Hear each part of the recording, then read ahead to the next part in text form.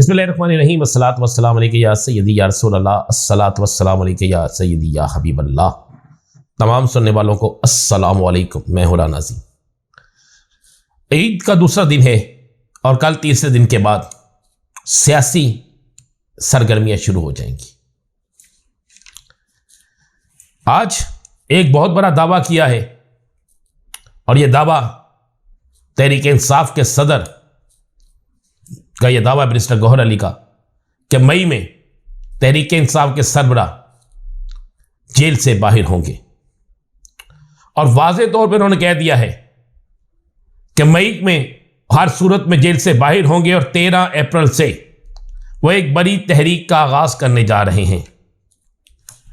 यह दावा है सियासी कारकुनों को बहलाने के लिए या फिर हकीकत है।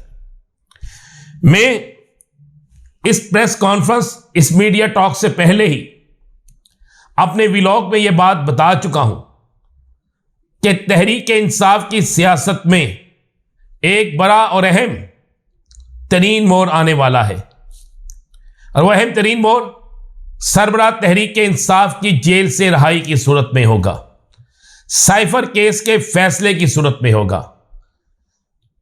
इसी तरह दीगर मुकदमात जिनमें सरबराह तहरीक इंसाफ गिरफ्तार हैं, उनमें बहुत से मुकदमात आपको तेजी के साथ खत्म होते, बरियत होते, उसमें दीगर मामलात को देखते हुए आपको नजर आएंगे। आज बैरिस्टर गौहर ने तहरीक के हवाले से भी ऐलान कर दिया है और कह दिया है कि 13 अप्रैल से जलसे भी शुरू होंगे और हमारा असल मकसद, हमारा लूटा हुआ मैंडेट वापस लेना है और इख्तलाफात की तमाम खबरों को भी उसने रद्द कर दिया है।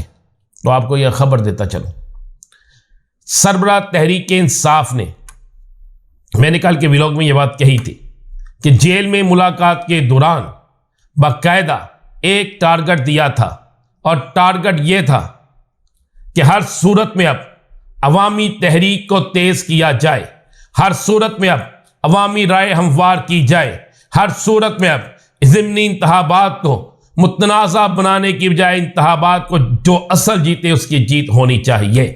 और साथ ये भी कहा था, ये पैगाम दिया गया था और यह पैगाम निकल कहा था कि पैगाम क़यादत तक पहुंच रहा है और आज ये बात दुरुस्त साबित होगी कि पैगाम क़यादत तक पहुंच गया और क़यादत ने बाकायदा खुलकर खेलने का फैसला कर लिया है।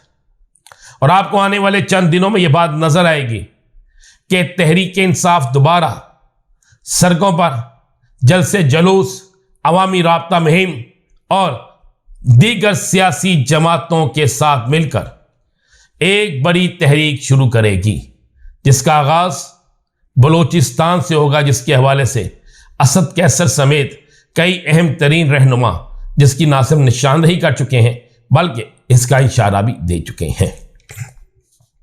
अब मौजूदा सियासी हालात में वो हुकूमत जो ये कहती थी कि किसी सूरत में भी तहरीक इंसाफ के साथ हम बात नहीं करेंगे, किसी सूरत में भी तहरीक इंसाफ को हम साथ लेकर नहीं चलेंगे, किसी सूरत में भी तहरीक इंसाफ को हम तस्लीम नहीं करेंगे, आज उसी हुकूमत के एक वफाकी वजीर राना तनवीर ने यह भी कहा है कि हमें वसी तर मुफाद के लिए तहरीक इंसाफ के साथ बातचीत करना पड़ी तो हम करेंगे। यह वसी तर मुफाद एक लफ्ज़ ऐसा बन चुका है कि जब इक़्तिदार लेना हो, जब इक़्तिदार बचाना हो, जब इक़्तिदार पे चलना हो, जब इक़्तिदार को लेकर निकलना हो, तो ये लफ्ज़ तमाम के तमाम सियासतदान इस्तेमाल करते हैं और इन्हीं अल्फाज की बुनियाद पर अवाम पर टैक्सों का बोझाल, अवाम पर महंगाई, अवाम पर लाकानूनियत और बहुत सी चीज़ें मुसल्लत की जाती हैं। अब नून लीग की तरफ से इस बयान के बाद वाज़े तौर पर यह नज़र आना शुरू हो गया है कि ख़तरे की घंटी बज चुकी है।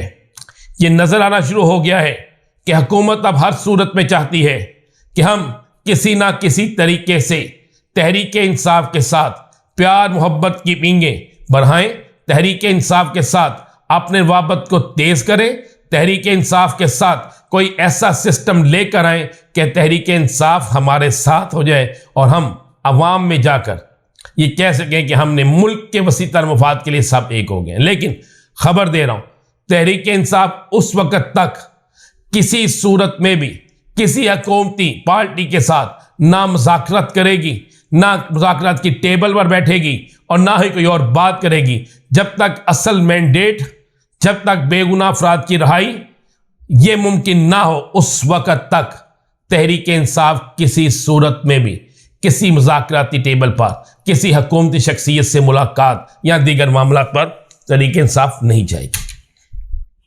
अब पाकिस्तान की मौजूदा सियासी सूरत हाल को देखें तो इस हवाले से मैं आपको यह भी बताता चलूं कि हुकूमत के अंदर भी एक बहुत बड़ी लिफ्ट पैदा हो चुकी है।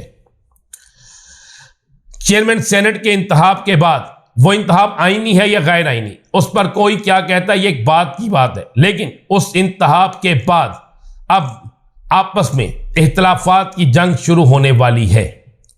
जिस तरह यूसुफ रजा गिलानी ने कहा कि तमाम स्टेक होल्डर्स को साथ लेकर चलना चाहिए। एमकेएम पीपल्स पार्टी लड़ाई तेज होने जा रही है जिसपे वफाक में भी आकर बड़ा असर पड़ेगा।